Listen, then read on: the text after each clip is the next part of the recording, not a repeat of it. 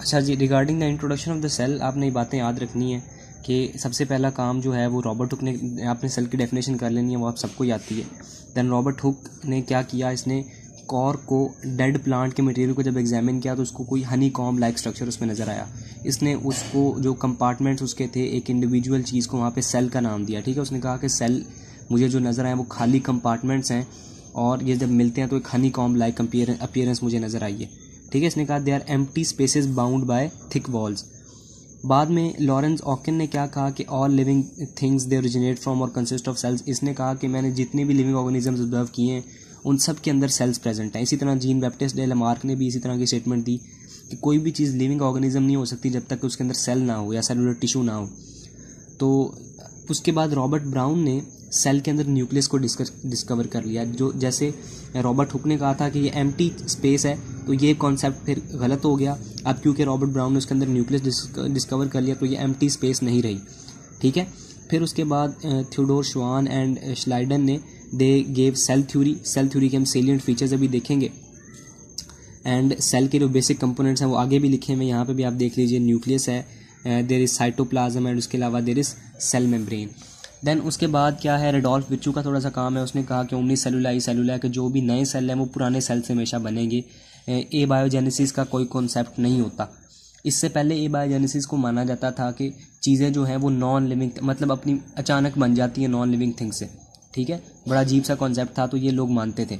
But रेडोल्फ विचू ने कहा कि नहीं, जो लिविंग थिंग्स हैं वो लिविंग थिंग्स से ही बनती है। और लुईस पास्चर ने रेडोल्फ विचू की बात को साबित किया एक्सपेरिमेंटली। उसने ये प्रूव किया कि जो नए बैक्टीरिया बनते हैं वो पुराने बैक्टीरिया से ही बनते हैं। देन उसके बाद we have this August Weissman.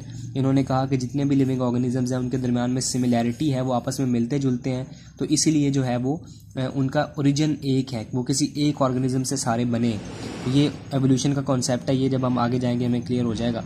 और यही चीज़ें हैं बस, इसमें और कोई ऐसी मुश्किल चीज़ नहीं है। देन उसके बाद ये एक टेबल है, तो इसमें अपने रेजोल्यूशन की बात समझनी है। रेजोल्यूशन क्या है कि आप किसी भी दो पॉइंट्स को डिफ्रेंशिएट कर सकें। फॉर एग्जांपल अगर मैं दो डॉट्स यहाँ पे लगाता हूँ ना, लाइक दो डॉट्स मैं यहाँ पे लगाता हूँ, तो अगर ये दो डॉट्स जो हैं अगर 1 मिलीमीटर से ज़्यादा डिस्टेंस है इनके दरमियान में तो मुझे ये दो नज़र आएंगे। लेकिन अगर 1 मिलीमीटर से कम डिस्टेंस है तो मुझे एक ही नज़र आएगा। तो ह्यूमन आई की जो रेजोल्यूशन पावर है दैट इज़ 1 मिलीमीटर। 1 मिलीमीटर से ज़्यादा डिस्टेंस है तो मुझे एक ही पॉइंट, 2 पॉइंट नज़र आएंगे, अगर कम है तो 1 पॉइंट नज़र आएगा। और मैग्नीफिकेशन क्या होती है? मैग्नीफिकेशन होती है कि किसी भी इमेज को बड़ा करने की एबिलिटी।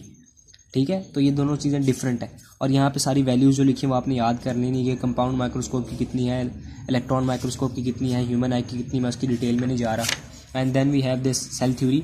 इसके 3 फीचर्स हैं बहुत इंपॉर्टेंट, आपको शॉर्ट क्वेश्चन में अमूमन पूछे जाते हैं। ऑर्गेनिजम्स आर कंपोज ऑफ 1 और मोर सेल्स। जितने भी नए सेल हैं वो पुराने सेल से बनते हैं। And cell is the basic structural and functional unit of all organisms. Then there is structural and functional मतलब डिवीजन अमंग द सेल्स।